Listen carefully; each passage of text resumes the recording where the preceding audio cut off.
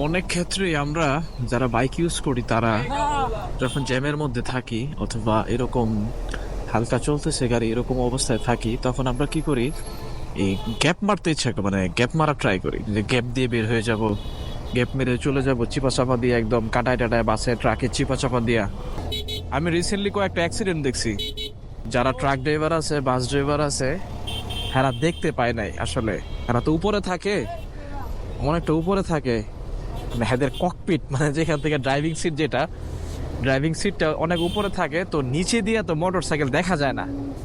চিপা চাপা দিয়ে যে মোটর সাইকেল ঢুকতেছে ওটা তো আর ওরা খেয়াল করতে পারে না। তো এরা চলতেছে মানে মোড়ের মধ্যে ঘুরতেছে ফিরতেছে, মানে মোড়ের মধ্যে এরকম ঢুকাই দিতেছে, অথবা বামে কাটতেছে ডানে কাটতেছে বাসগুলা ট্রাকগুলা। এই মুরব্বি করে কি ওই সময়টার মধ্যে অনেক ক্ষেত্রে ওই চিপার মধ্যে, ওই গ্যাপটার মধ্যে মোটর সাইকেল চলে আসে।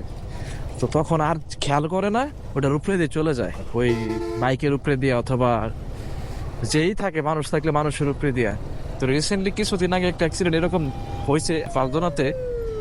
তো ওটার পরিপ্রেক্ষিতে বললাম আর কি কথাটা, যে বাইক স্পিডে চলতেছিল না, বাইক চলতেছিল নর্মাল স্পিডে, মানে অল্প স্বল্প, মানে জ্যামের মধ্যে তারা রয়েছে মোড়ের মধ্যে।